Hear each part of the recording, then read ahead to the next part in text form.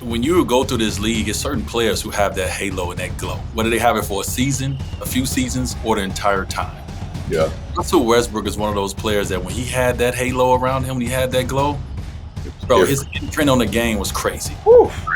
Every aspect of the game, you felt it. As a father, you have to put your sons in positions to make the best decision for them. Women are some of the strongest humans in the world, especially mom. I look at kids and like sometimes I feel like some kids don't want to work, but are scared of the work. You know what I'm saying? And like you got to be like, you can't do that. If someone wants to argue about a Draymond individual ranking, they just want to argue. Yeah. Right. Like, that's just a person who want to hear their voice and they want to argue. What he does on the other end, on the defensive end, is, he's one of the best anchors in the league the last couple of years. I would say 14 years. You can't win championships without great teammates, team players, role players, and you can't take away from what Draymond done.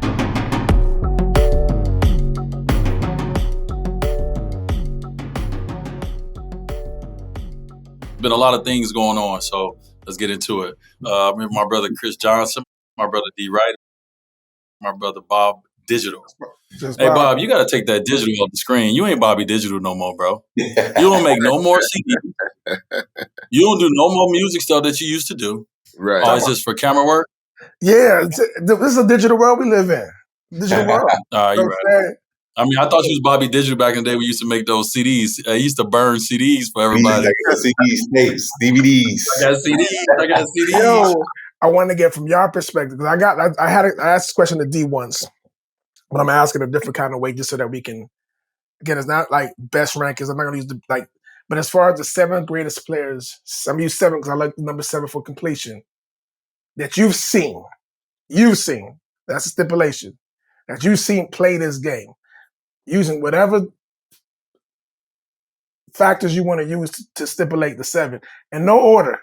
Let's just keep it like that. What's your 7 that you got? And this is, I'm going to lead it off, D. Wright, you can go first, and then we can go. Obviously MJ, what he's done for the game. And Facts. Everybody want to be like Mike, LeBron James. Something we've never seen before as far as longevity, size, speed, agility, athleticism. He's one of those dudes that's like in his own category when it comes to that. So MJ, Bron, I got to go with Steph Curry, one of the greatest shooters of all time, underdog. So got to go there. KG was one of my favorite players to watch when I was in high school. Cole, got to go with Cole. In my backyard, I was able to watch him win multiple championships. And, a lot of people in my neighborhood wanted to be like Kobe. Shaq, same thing. He was right there with Kobe side by side. I got to go KD. KD was a bad motherfucker, boy. He was cold. He's still cold to this day. Still cold. So I got to give KD a lot of love. And was that 5 or 6? That was 6. That was 6. 6. And my last one, I'm gonna have to give it to the Brody, man. The fact that I was able to see my little homie go out there and get triple doubles year after year. That shit was impressive, dog. A lot of stuff that Russ did. 4 years, by the way, 4 years. Yes, 4 years. That shit was impressive. Every single night, go out there and, hang 20, 30 up on you, 12, 14 rebounds, 15, 13 assists. Like, come on, bro. I got to get a bro. That used to be fun to watch him go out there and just feel the fat sheet, bro. What you got, Chris? 7 players you enjoyed watching. Magic. I love Magic, bro, because Magic had charisma. Magic was electric. The ball had eyes with him, man. He made passing look fun.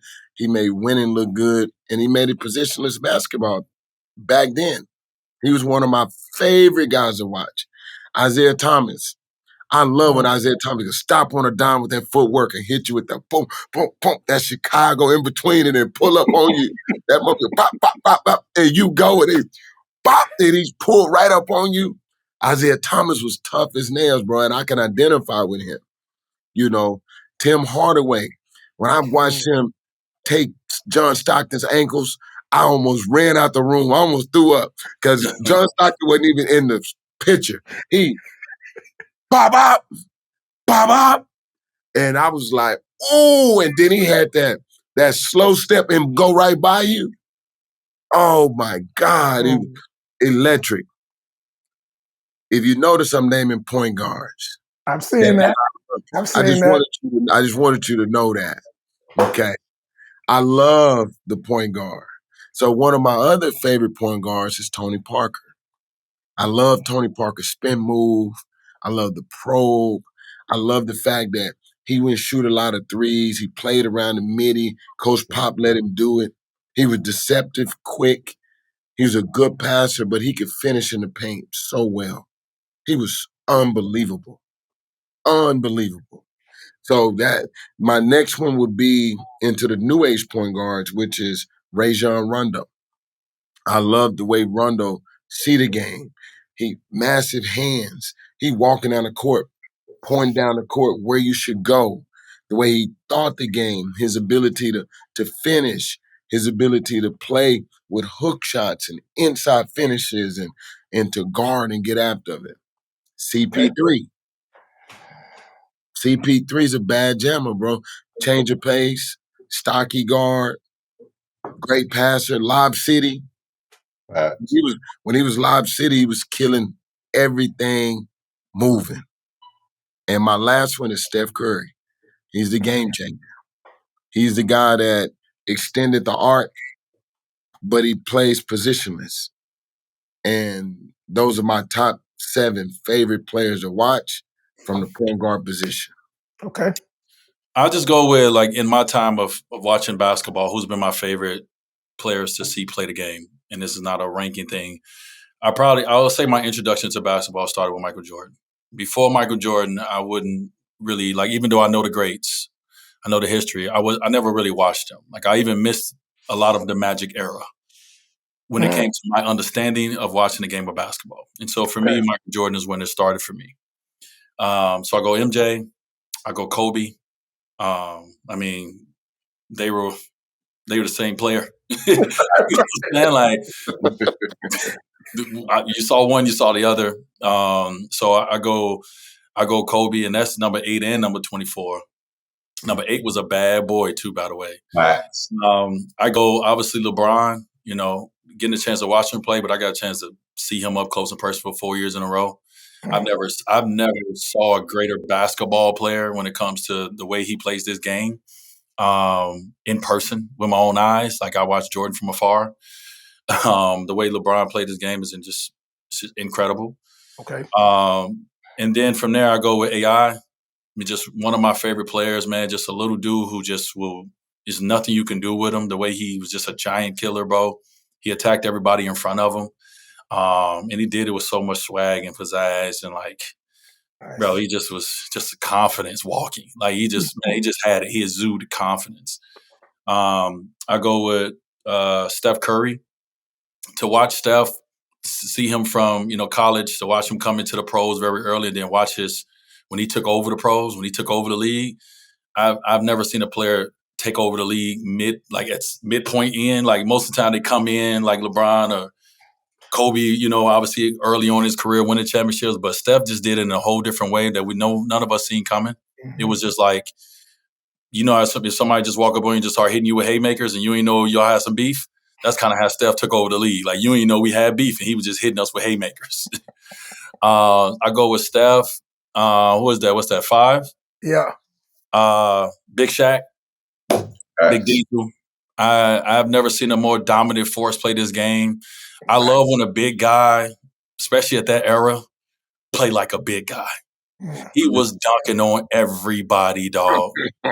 He didn't care. What the rims down at all. Bro, I loved it. Like, at that era, you just wanted, now the game has changed. You want to see big guys be able to shoot that, out to the 3 and all those things, and be able to pass. And back then, throw it in the post, and I want to see you boom, boom, boom on somebody. And that's what big fella did. And the last one that I would say is Kevin Garnett.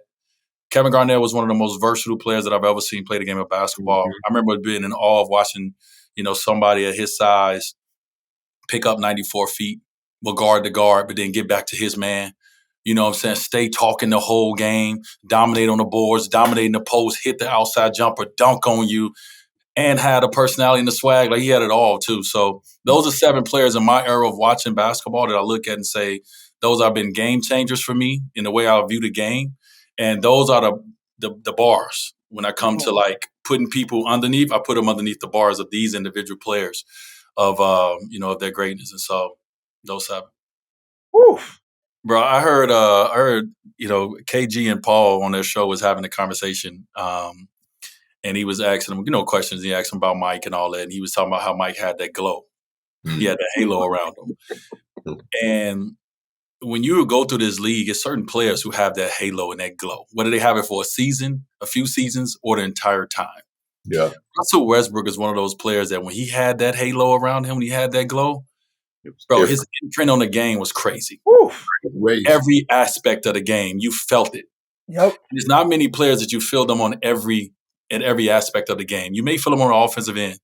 You may feel them on the defensive end, but you don't feel them on every aspect of the game. And when Russ had that halo, boy, he's a bad boy. He's a bad boy. Bad Now, boy. hey, Russ ain't signed yet. Yeah. I think with the CP chip falling through, it'll open up some stuff too. There's a few like backup point guards or, guys that's on the cusp of being a starter or a backup. I feel like that CP3 chip falling down, you'll see a few other guys like a Russ or DeLon, all these guys kind of figuring out where they'd be at. Yeah, the Lakers need another guard. Yeah, the 2 names I said. The LA guards. Not for the Lakers, dog. Not for the Lakers, bro. Didn't they just sign Marcus Smart, though? Yeah. But he's not. He's more of a 2 guard. They need another guard, like another primary guard. Did we forget that this is a team sport? I think most people do. You can't win championships without great teammates, team players, role players. Draymond is the ultimate team player. Bro, You think about team, you think about leaders. Let's talk about the 90% of the game that most of these mofos can't play, right? And having Draymond last year in our camp, I had a camp. We got the best players. They going up and down, bad shots taken. Draymond, timeout, Chris, everybody in the circle. Ain't now one of y'all motherfuckers going to the league. You need somebody on the team for this. Like, you can't take bad shots just because you want to take a shot. Right. You need somebody to run the offense through, to be the point guard, to screen, to take the charge, to positionally guard. Like, you can't take away from what Draymond done. Draymond is I agree with you. Draymond is that dude is the ultimate team player. I don't care if he averaged 8 points a game. His impact on the game may be 60 points. Because he may take away 30 on this end and bring 30 to the other end.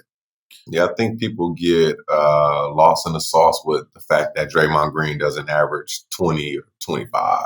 Yeah. And he talks like he does. But like Chris said, what he does on the other end, on the defensive end, is, he's one of the best anchors in the league the last couple of years. I would say 14 years. And he has a lot to do with that success. And I feel like he takes a lot of pressure off Steph and, Clay and Iggy all those years because he took a lot of heat. Yep. And, it allows Steph and those other guys to kind of beat him.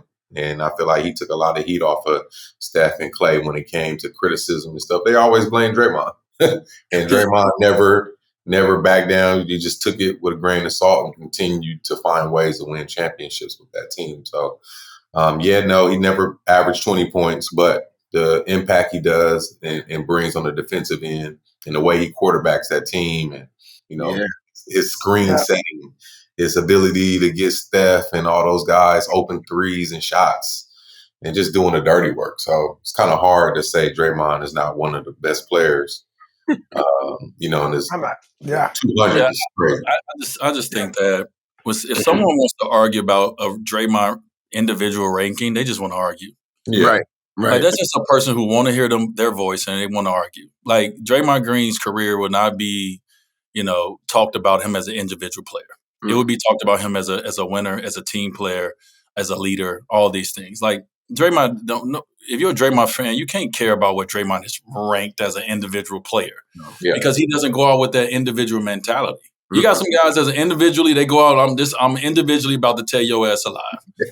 Right? Yes, my team's gonna win and we're gonna try to win championships, but individually, I'm going at you, Bob, every time, right? That's Kobe Bryant. Individually, he's going at you. He's not letting you off the hook. I'm individually better than you and I'm gonna show you. Draymond doesn't go out with that mentality. That's not the way he played the game of basketball. So if you want to argue about him in the individual rankings, you just want to argue. Right. That's a dumb argument. That's just dumb. That's not a good argument. Yeah, that's when you walk away from somebody who's talking like that. You just be like, you just walk away. Anything. Yeah, you just look at him with what? D Wright looked like he just woke up, got off the road. He been working hard this summer. AU in the gym.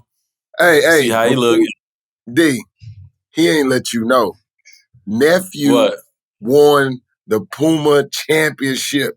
Nephew just went through the roof. Yes, sir. His team just won the Puma Circuit Talk about it. Pro 16 championship.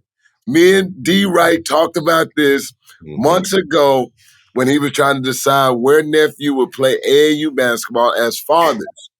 And I explained to him my experience and how sometimes taking an alternative route can be the best route for you. You don't always have to follow everyone.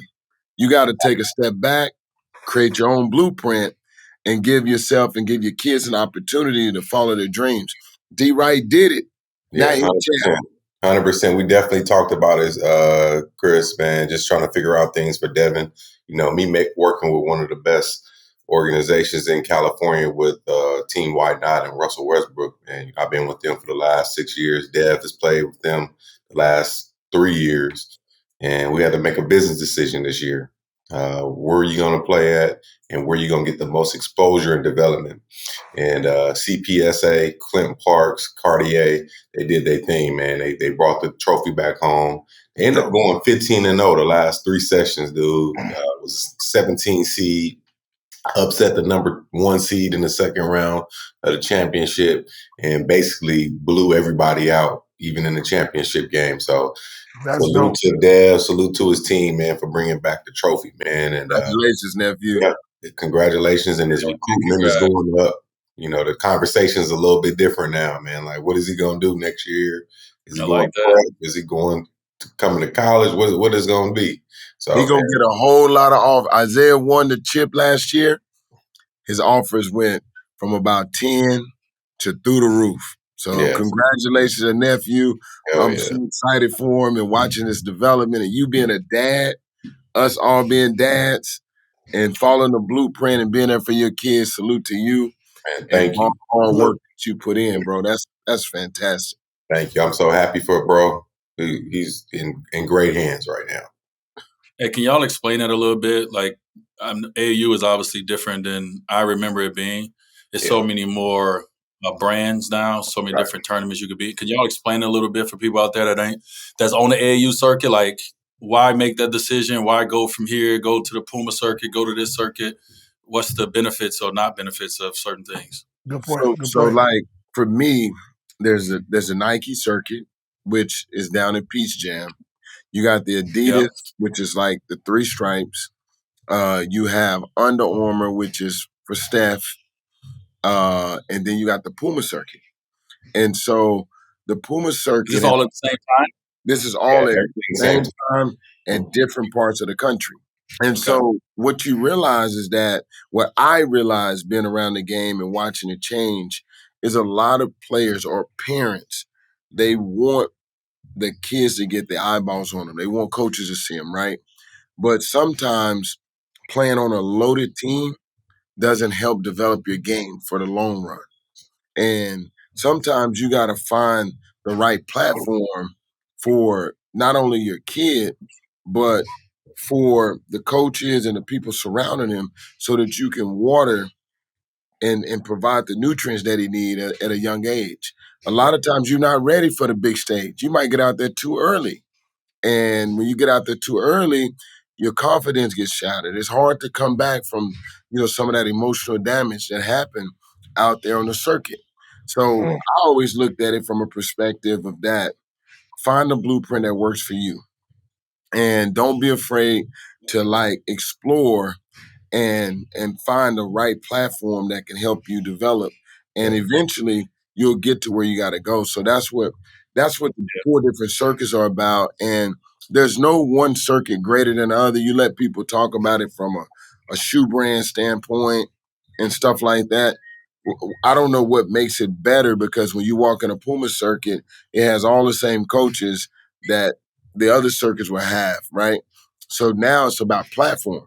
You could play 20 minutes over here on this circuit, or you could play 40 minutes on this circuit. That makes a world. But what about it? You said it's at the same time. So what about so what do they send? A head coach to this tournament, assistant coach to this tournament? How does it work when you talk about like getting that exposure? Because the biggest thing for the summer is exposure for the kids, right? And so how do you work it if all these different camps, all these different tournaments going on at the same time where everyone can get maximum exposure? Or is that why most people like to go to Nike camp at Peace Jam because that's where the most exposure is? Well, that's what they think the most exposure is because the coaches, their job is to be at every location. Yep. And with social media and with Ballers TV, these other media outlets, you could be at one gym and be watching on your phone a whole nother game. So it's really not about being in location. It's about performing at the right time.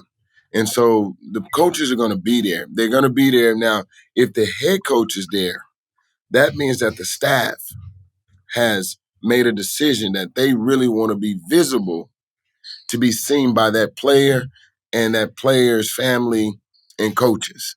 So when you see a coach in the gym with his university on, he's there to be visible. He's there for you to see him.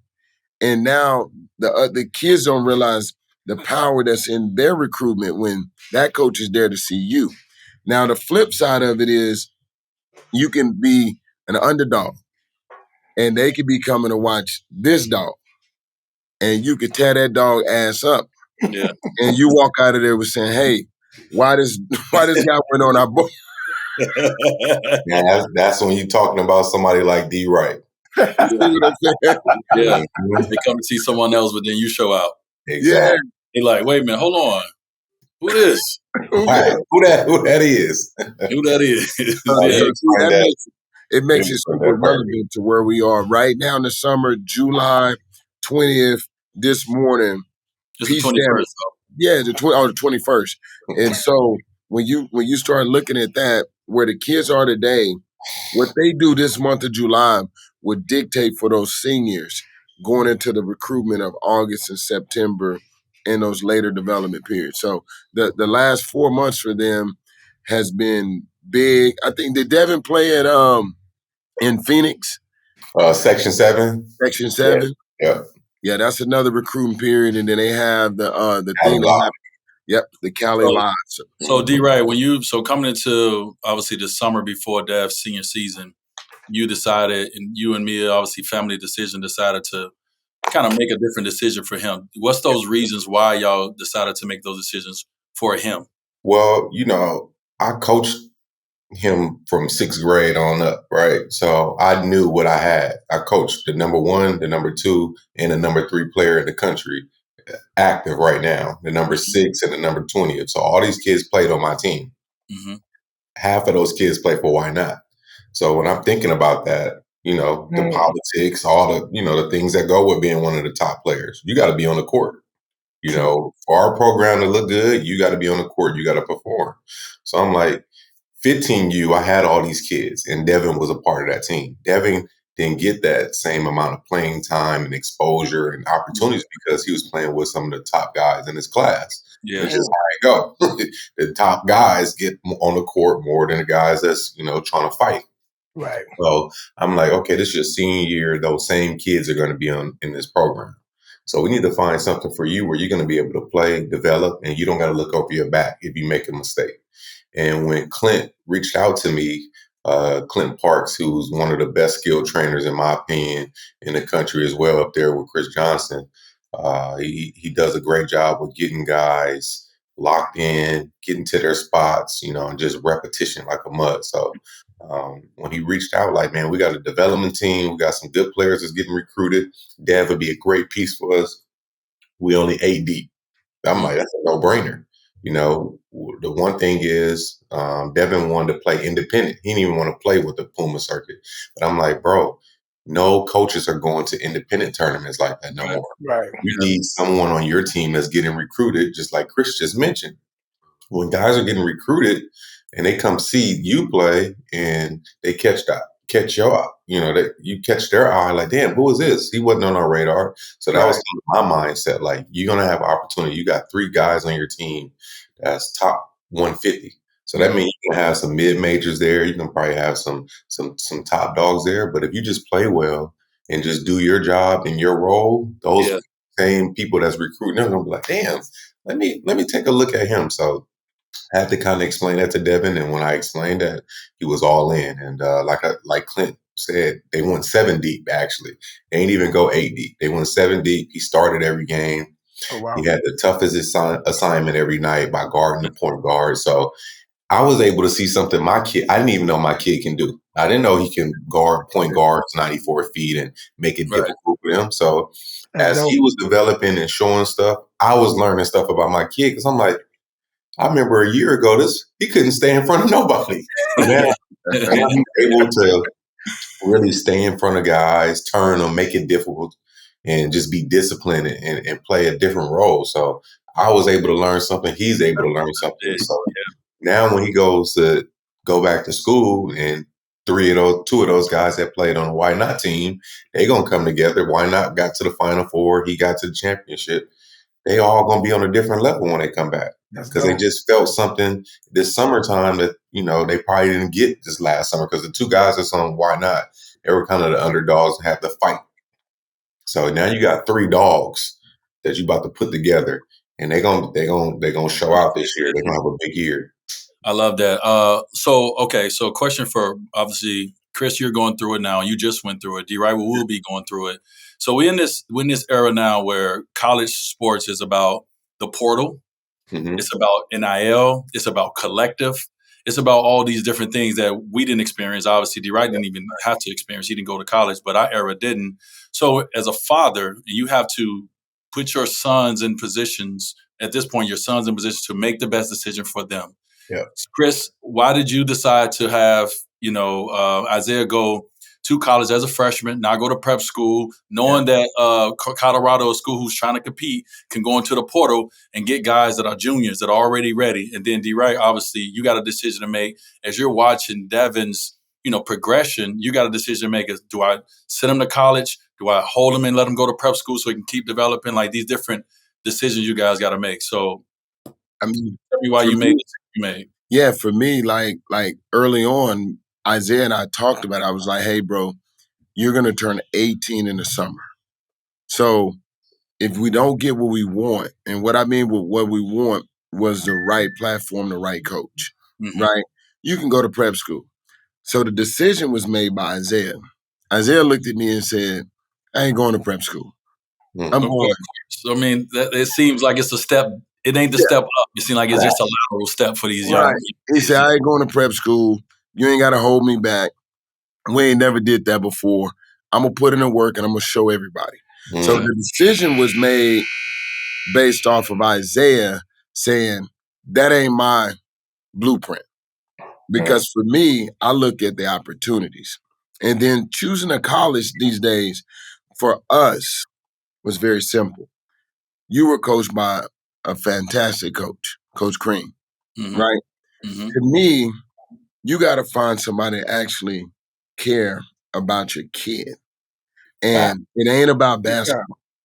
And so we had our own list that me and Isaiah, throughout the entire season, we were recruiting coaches that didn't even know we were recruiting them. I like that. We watched them. We watch them on every Saturday, college game day. Yeah. We watch the coach. Kid make a mistake. Get him out of there. All in his face. Well, that's a part of coaching, right? Then you watch the coach that get him out of there, then walk down the bench and put his hand around him. Then you watch the coach get him right back in the game. And then you watch style of play, communication. You can go to a game and sit behind the bench and actually watch how coaches coach. So when you're sitting in these meetings and you're talking to coach, I already know what you do because I've seen you. Yeah. You can't lie to me. Yeah, I watched film on you already, coach. I already watched film on Yeah, I like that. Hey, parents, watch film on these coaches out here. Yeah, parents are not doing the homework. They're saying recruit us. Right. But what I've learned in the game is we got to go as parents and players to recruit the system that you fit. Yeah. You cannot change a coach. So that was the second part. Son, we know how you play. We know how your game is. Don't expect a coach to tell you, we're going to come in and change our entire system for you. Right. No. That's a lie, because as soon as you lose a game or two, they going back to these coaches have had this system since they first started coaching. Exactly. they stick with their system, boy. I'm telling you. So that's 2D. So when I looked at it, I'm like, okay, let's find coaches that have been at the university at least 10 years, which at that time, it was only 13 coaches in the whole country that was in major conference. I'm talking about SEC, Big 12, the Big East. And, those were the coaches that we start to look at. Then you look at, since they have longevity, they have security, so you can make more mistakes as freshmen. Most freshmen don't get a chance to play unless the coach is secure.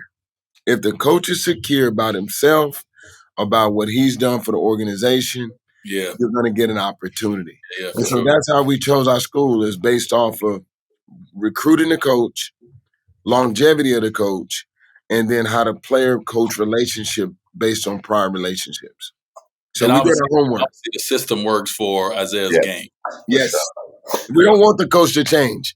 We're not going to school to say, Coach, you got to change for us. Right, yeah.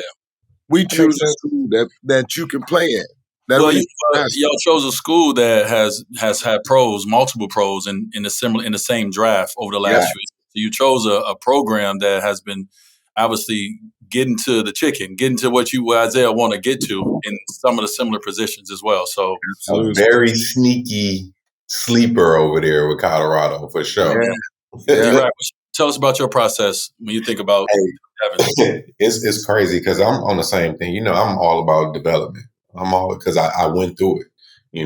Those long days that me and Keith Atkins used to be in that gym, bumping heads, getting into it, me not understanding as a young fella, like, yo, why am I doing all this work? Not even knowing that it was just shaping me up to be a successful pro. I could have easily came and did my rookie deal and been out the lead and in Europe or China or anywhere. But, I always go back to those days where it was just dog days. I didn't even see myself getting the opportunity to hoop. I didn't see myself really being a professional because the work I had to do to get to that point. Mm-hmm. So it's the same thing with Devin, just, that father-son relationship, me not even caring. Like I'll put the relationship on a back burner to get my kid what he need. And that's how my dad was. He didn't care if I liked him. He just wanted to see me be successful.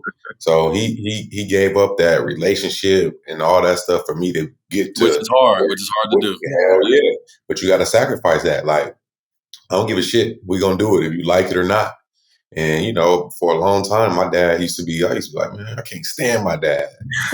And he used to be like, bro, one day you're going to call me and say thank you. And that's kind of the same mindset I had with Devin. Like, I don't care if it's uncomfortable. I don't care if you don't like it. I don't care if you don't want to go. We're going to do it. Because I know I've been through it with my dad. I've been through it with Keith Atkins. So development over everything. Yeah. So with Dev, I just want to see him in a spot where people are going to value who he is as a person, not who his parents are, who his godfather is, none of that. Who Devin is, who's going to work with him and bring him to where he needs to be at. So that's kind of my mindset going into it. And yesterday it was funny. I'm there talking to me. I'm like, coach called and said people want to know what he want to do next year, if it's going to be prep or straight to college. And then the conversation that I had with Draymond when all you guys left, when we went to Fanatics Fest, Yeah. and me and Dre stayed behind. And he's like, "How Deb doing?" I'm like, "He doing good. You know, the Mississippi State just called on this and that." And he's like, "So what you gonna do?" I said, "I think I'm gonna send him to prep, this and that." He was like, "For what?" He was like, tell his coach, put him at point guard.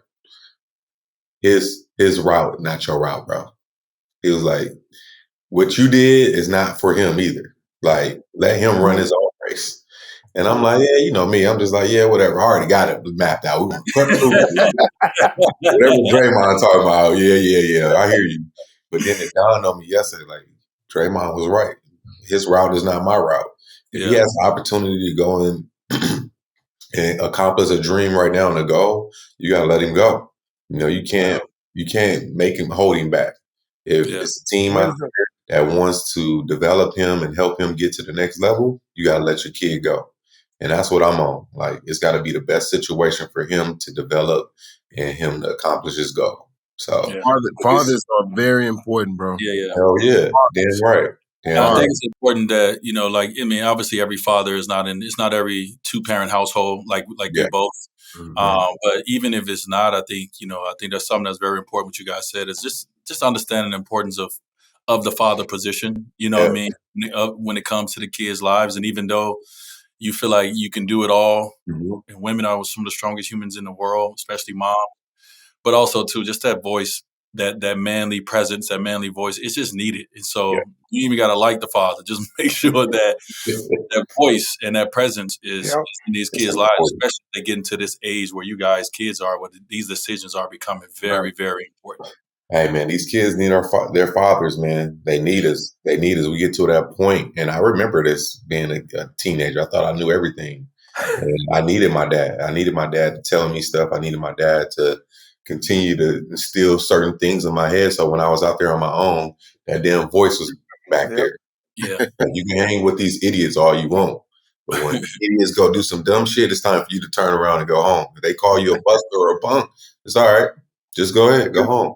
They in trouble, you free, ain't nobody saying nothing bad about you. So you need pops. That's the best thing you could tell your kid. Yeah. Walk away. Walk away, bro. Because sometimes you might walk into somebody that just specialize in these hands. And I know D was talking about these hands earlier. The fight it coming in. But sometimes you gotta walk away and you might get your ass tore up. Yeah, for sure. Bob, let me go in kind of, so we're talking about kids that's 18, 16, 17, 18, right? These are decisions that parents make. Let's go to your decision, right? So now you have a decision where you have AJ who is in that, 11, 12 range, right? Yeah, so 9, right. 9, 10 range, a little younger than Xavier, so 9, 10 range. And so, but you see something in him, right? You see a kid who has a knack for, who's grown into a little bit more when it comes to soccer. And you're trying to make decisions when it comes to trainers and it comes to coaches and it comes to schools and it comes to teams. Like, talk about your decision and how you feel like that decision is helping to hurt even your relationship too, you know, when it comes to AJ. I think with me, it's just one of those things where like, when I noticed that he had a talent in something, I was like, all right, as a dad, I'm like, I gotta cultivate it. Like, the one thing, and not to, my dad was who he was. I've always felt that I was like, when I was like a nice, and I was nice, but my parents couldn't put me in a position to like put me in circuits or put me in like. I remember one time when I was a kid, I wanted to play Optimus, and my dad was like, "I'm not paying for you to play no football." I like, what are you talking about? Like, my parents Caribbean old school. They're like, you better go outside on the street and play some football. So that's kind of how I did it. So for me, it's almost surreal that I get the chance to let my child do. He loves it, so I'm like, we're gonna invest into it, and as long as you love it, we're gonna go, go hard with it. And one of the things that I instill in him and my children in general, because Bobby the same way, even with her dance and now she's trying to get into volleyball, it's just I have 3 rules that I was telling my daughter this last night. I said, there's 3 rules. I said, if you start something, you finish it. I said, that's the number 1 rule. You start it, you finish it. You don't go in there and like not sure you want to just jump out because it's hard. That's the first thing. Second thing is excellence. Like I was really drilling that to her her yesterday, even with AJ, you gotta like really raise your game up and try to like, I want to be good at what I'm doing. Like, you gotta have pride in your work. You know what I'm saying? You gotta have pride in your work and pride in how you do it. And 3 is you got to work hard. That's my biggest thing is this. Like, I look at kids and like sometimes I feel like some kids don't want to work, are scared of the work. You know what I'm saying? And like you got to be like, you can't do that. And so with AJ, I'm like, you talented, but I said, but you can't be afraid of the work. Like you can't be afraid of doing the practice. So I'm in there, I'm like looking for trainers, and I found a trainer. I'm like, I like this trainer, and I'm doing the whole back and forth. Like, what did he need to work on? Is he? And he's like, we needs to work on like his work. And I'm like, all right, AJ, this is what you got to work on. Like I said, no matter how good you are, if you want to be where you want to be with it, it starts with you. You can't. I don't care what the coaches say. I don't care if it's a situation where I feel like you should be playing. Because I remember when he first started, coach one time had him at the goalie, and he was like, "I'm supposed to be in the front with the strikers." And I'm like, "If coach needs you back there, he sees he might need you back there to do something. You can't be there pouting." And he was all saying that, but you got to go wherever you need it. You got to go be good at it and be successful at it. And so that's my biggest thing. So right now I'm like, all right, trainers, we got them in club soccer right now, and I just want to continue to develop them. I still want them to love it though, because one of those things I think with kids, sometimes you want to be your kid. I tell a lot of dads want to be their kids and be like, all right, you need to be this, you need to be doing that, and so you got to be there every day, and you got to almost overwork the kids. You can't make them forget the love, and that's what I think a lot of times is that you love this game, and you want to continue to love this game, but make sure you be responsible with it. But you got to love it, and don't be in there like just be half-assed, but have fun and enjoy that fun. So that's kind of my world right now. And I'm sure as it gets older, it's going to get tougher. It's going to get more whole trainers and the whole all that work, all like that, all these things you got to do. But the one thing that I always put back, this that one quote that you hear Kobe says, where he says, the work that he puts in, right? So he says math. It's all about math. So he says you a bunch of kids are playing and y'all practice, let's say twice a week. You got to practice it. You want to get to your point. You got to practice like 4 times a week or 5 times a week because it's just sheer math. By the time a year passes, you would have had that much more practice or that much work more put in than the next person that's in your age group. So that's why I love the work. Love the work. So that's why and we all have our own different ways that we think. So I'm not saying this is the way to think for everyone, but I've kind of gotten away from the mentality of you need to love the sport. Because maybe you like it, maybe you enjoy it because you watch it with your dad, maybe your granddad played it, whatever the case may be. It's not to me necessarily about loving the sport as much as it is loving things about it. Maybe you love winning. Maybe you don't like losing. Maybe you love the attention. Like it's something. Find something in something that you love about it. And that will get you to get up every day. It's hard to say, I love basketball, so that's the only reason I did it. No, I mean, I love the game and all, but like I love other games too. I love football. I love, I love other things and I didn't do those things. But what I love more than anything is I love winning. I love the feeling of success. I love repping something out and eventually getting it. I love understanding something. I love being able to lock somebody down, block a shot. Like it's things that you love. Yeah. And overall, it might seem like you love the game, but you may just love certain things about the game. Yeah. And so I don't want to put pressure on my kids to say, Cobb, you better love basketball. Cobb may not love basketball, but she may love that her family's in the sport, that her dad played the sport. She may not want to be embarrassed. You know what I mean? She may not want to lose. Whatever those things that drive you to get up every day and do something and try to be successful at it, that's what I want you to do. And you can utilize this sport to do those things.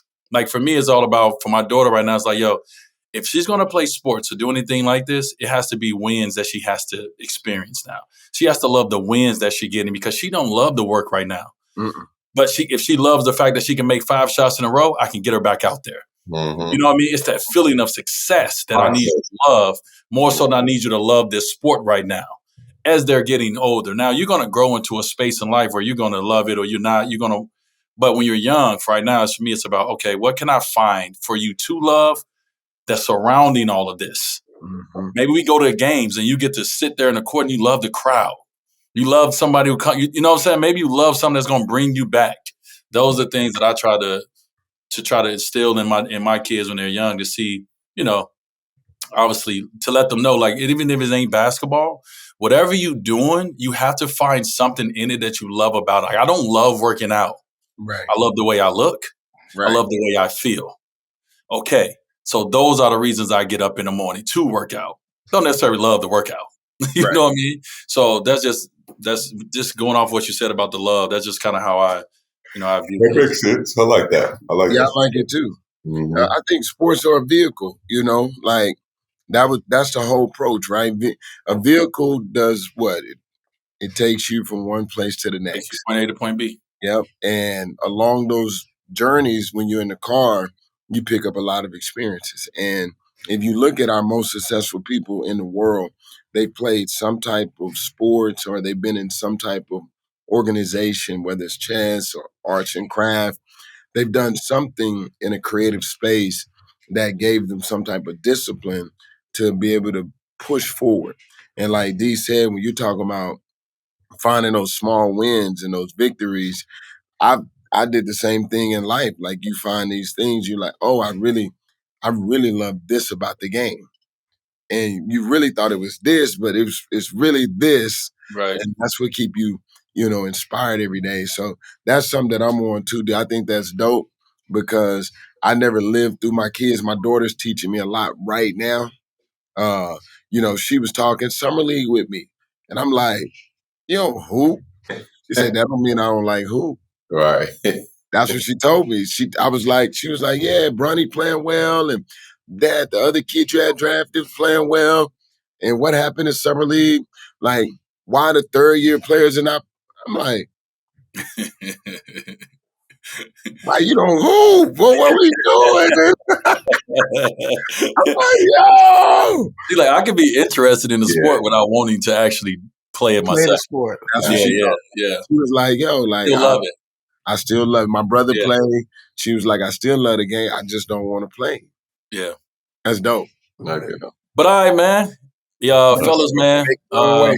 Until the next time we tap in, man, we appreciate everybody. Obviously, that's going to watch this episode. We had to cover a lot. It was all over the place, but I think the most important thing for us is being dads. And this summertime, us getting the chance to jump on and talk about certain topics is cool, but we love talking about being parents and being dads. And so I hope you guys enjoyed that conversation, and we appreciate you guys taking the time out with us.